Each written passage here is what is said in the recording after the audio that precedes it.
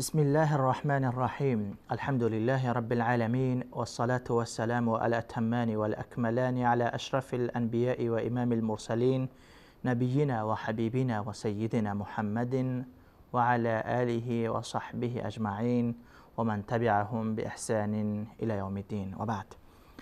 بینندگان عزیز و گرامی، السلام علیکم و رحمت الله تعالی و برکاته. باز هم با قسمت جدید برنامه گناهان کبیره خدمت شما عزیزان و سروران هستم. البته در این قسمت در مورد گناه یک قشر مخصوص صحبت خواهیم کرد، در مورد ظلم حاکم بر زیر دستانش. در نصوص شریعت، در آیات قرآنی و در احادیث نبوی صلی الله علیه و سلم، یکی از گناهان بزرگ این است که حاکم، پادشاه، رئیس جمهور، هر بزرگ بالای ماتحتان و زیردستانش ظلم بکند، حق آنها را مراعات نکند، در حق آنها خیانت کند.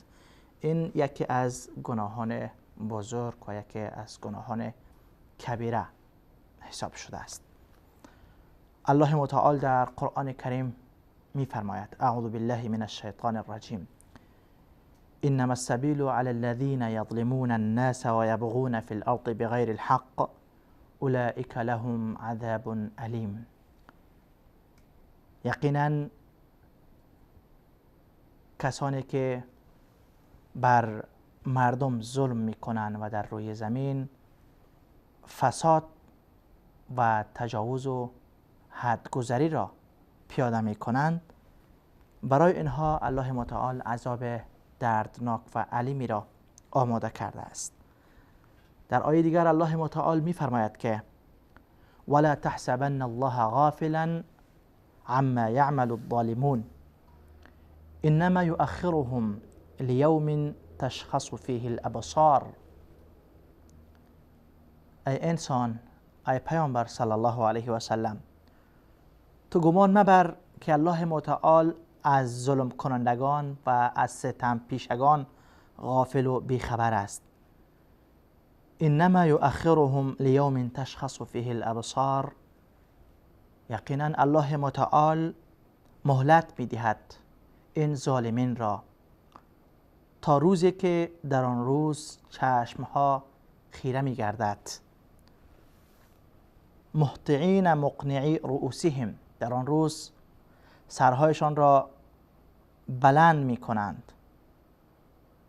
لا یرتد الیهم طرفهم و افئدتهم هوا، نظرهایشان به سویشان بر نمی گردد و دلهایشان در آن روز خالی می باشد.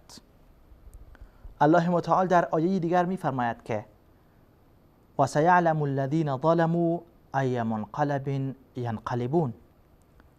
بزودی خواهند دانست کسانی که ظلم میکنند و ستم میکنند بر دیگران که چه بازگشتی است که آنها باز میگردند به سوی آن. بدون شک یکی از گناهان بزرگ ظلم و خیانت بر دیگران است. این ظلم و این خیانت گناهش بیشتر زمانی می شود که از سوی حاکم، از سوی امیر، از سوی رئیس جمهور، از سوی پادشاه، از سوی یک بزرگ بر زیر دستانش صورت بگیرد. پیامبر اکرم صلی الله علیه و سلم در حدیثی می‌فرمایند که من غشنا فلیس منا، هر کسی با ما مسلمانان خیانت بکند او از جمله ما نیست. و در حدیث دیگری پیامبر اکرم صلی الله علیه و سلم می‌فرمایند که الظلم ظلمات یوم القیامه، ظلم و ستم در این دنیا برای صاحبش در آخرت تاریکی ها را به بار می‌آورد. کسانی که در این دنیا بالای مظلومین، بالای مستضعفین ظلم می‌کنند، این ظلم و ستم آنها در روز قیامت برای همین ظالمین تاریکی های متعددی را به بار میارد. یکی از نتایج و ثمرات این ظلمشان در دنیا تاریکی های در قیامت فراراه آنها خواهد بود. پیامبر اکرم صلی الله علیه و سلم در حدیث دیگری میفرمایند که کلکم راع و کلکم مسئول عن رعیته. تمام شما، هر یک از شما مسئول هستید، راعی هستید، مراقب هستید. و کلکم مسئول عن رعیته، و در مورد هر مسئول، هر مراقب و هر راعی و هر چوپان در مورد زیر دستانش پرسان می شود. پس یک کسی که تصرف یک کشور به دستش هست، زیر حکم او تمام این چیزها صورت می گیرد، بدون شک در روز قیامت از تک تک این زیر دستانش در مورد فرد رعیت و از زیر دستانش از او پرسان می شود که در فلان منطقه از کشورت فلان بنده من در این حالت قرار داشت، تو چرا مسئولیت خود را ادا نکردی؟ البته تنها بی‌توجهی حاکم و پادشاه و امیر و رئیس جمهور و رهبر و فلان تنها بی‌توجهی آنها بر عذابشان کفایت می کند.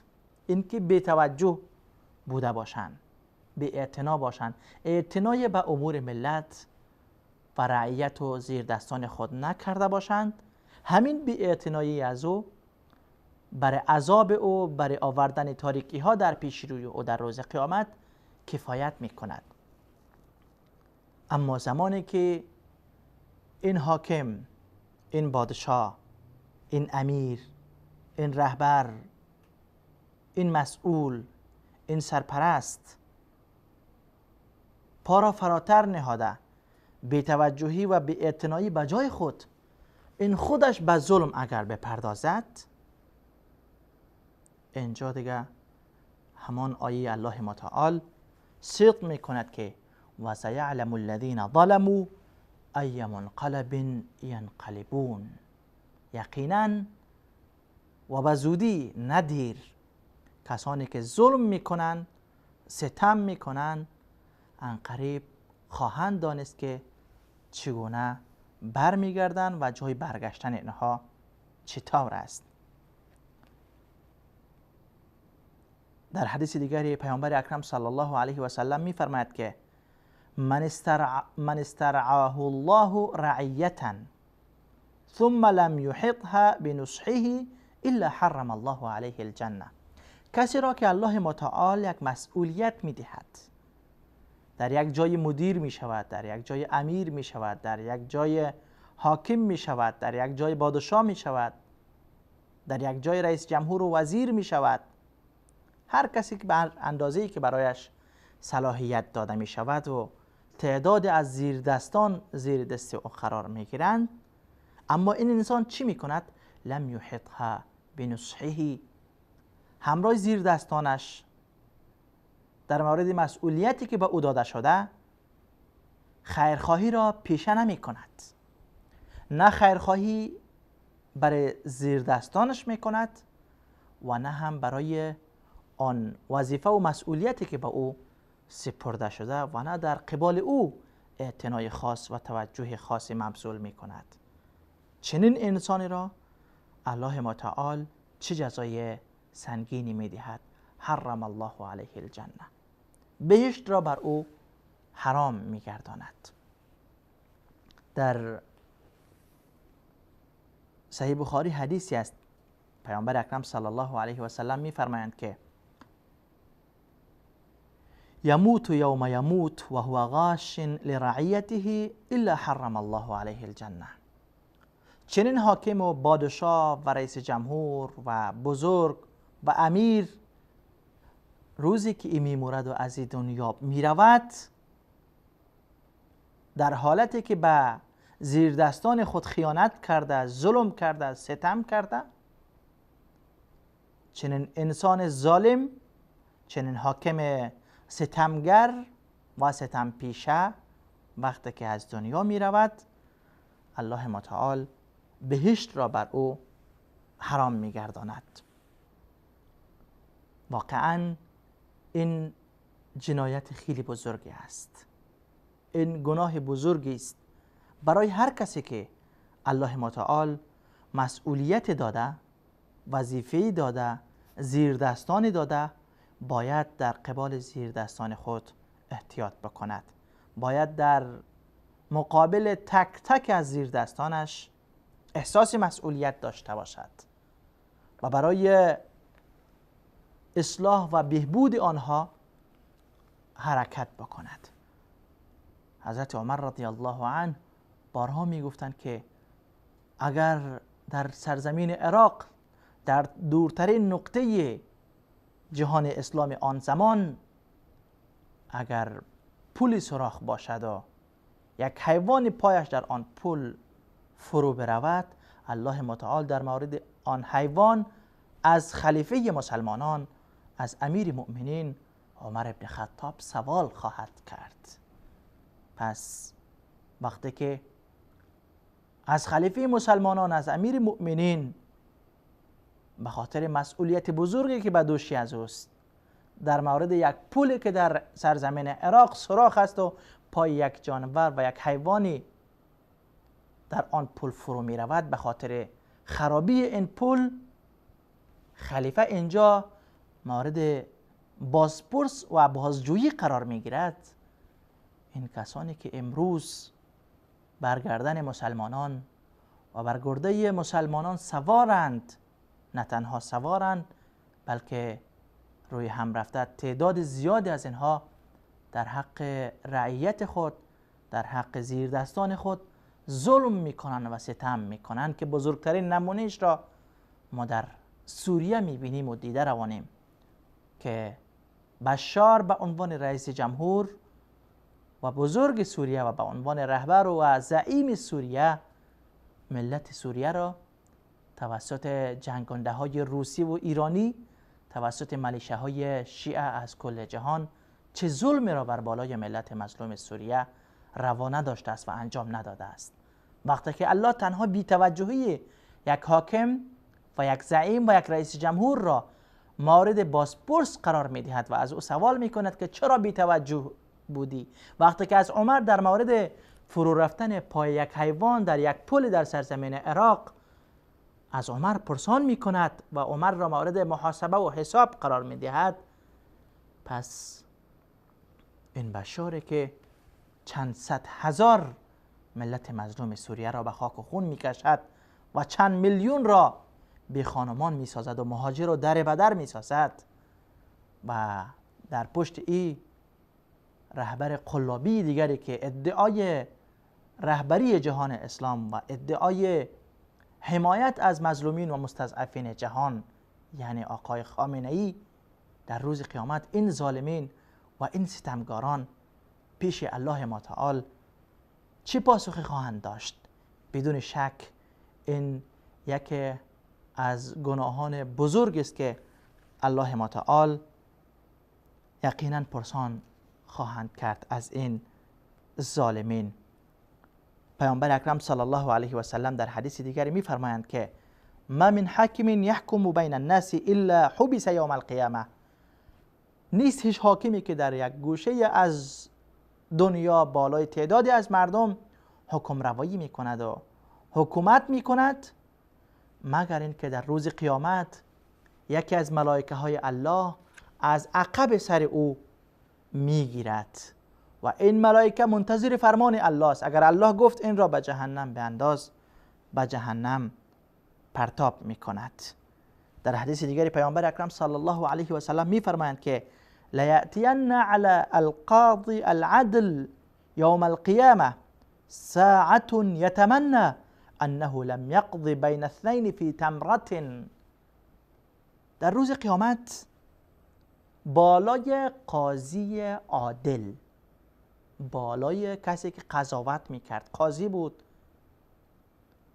عادل هم بود، ظلم نمی کرد در حق هیچ کسی، رشوه نمی خورد، در بدل پول قضاوت نمی کرد، عدالت می کرد در میان مردم.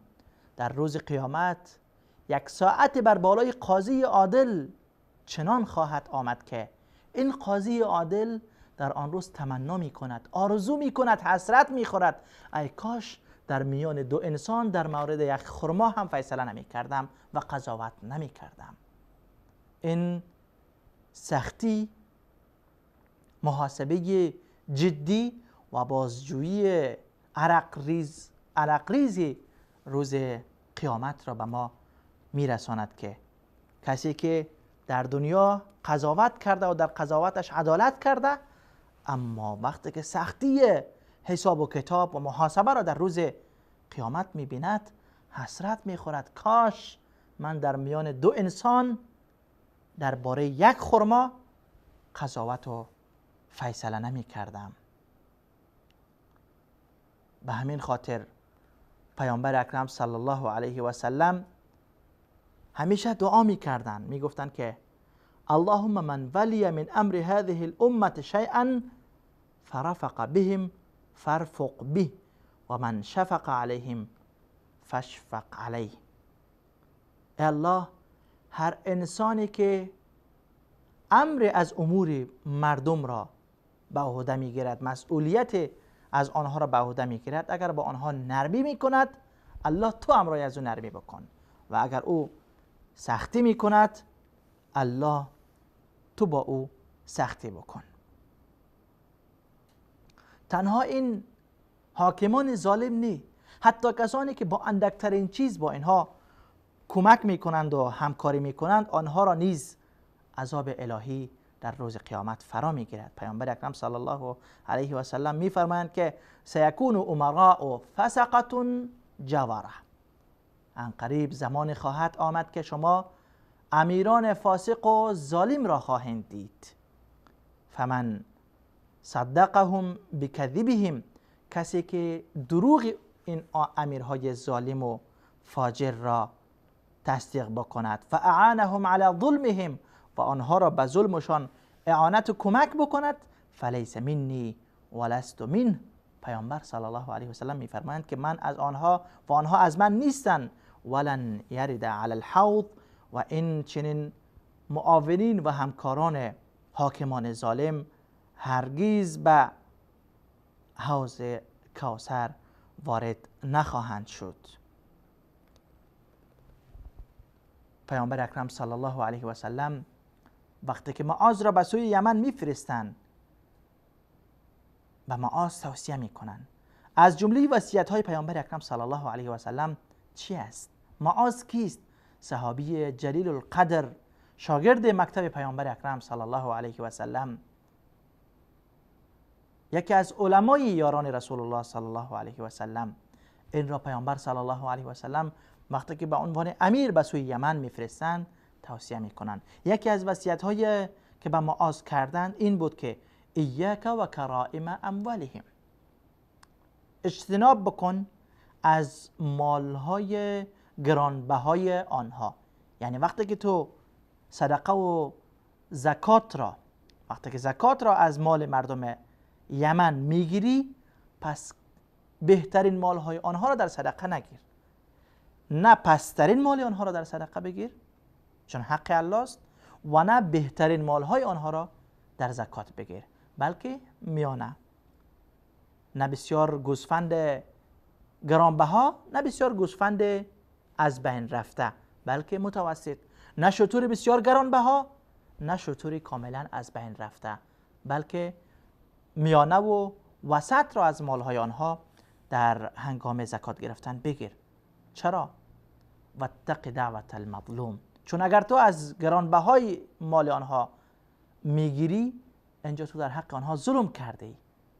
حضرت معاذ را پیامبر اکرم صلی الله علیه و سلم میفرمایند که واتق دعوت المظلوم، ای معاذ از دعای مظلومان بترس. چرا؟ فانها لیس بینها و بین الله حجاب، زیرا در میان دعای مظلوم و در میان قضای از جانب الهی، اجابت دعایی از جانب الهی هیچ فاصله نیست، هیچ چیزی حائل نمی شود. دعا وقتی که از زبان مظلوم بیرون می شود به درگاه الله متعال پذیرفته می شود. پیامبر اکرم صلی الله علیه و سلم امیر و سفیر خویش معاذ بن جبل را از ظلم و از دعای مظلوم برحذر می دارند.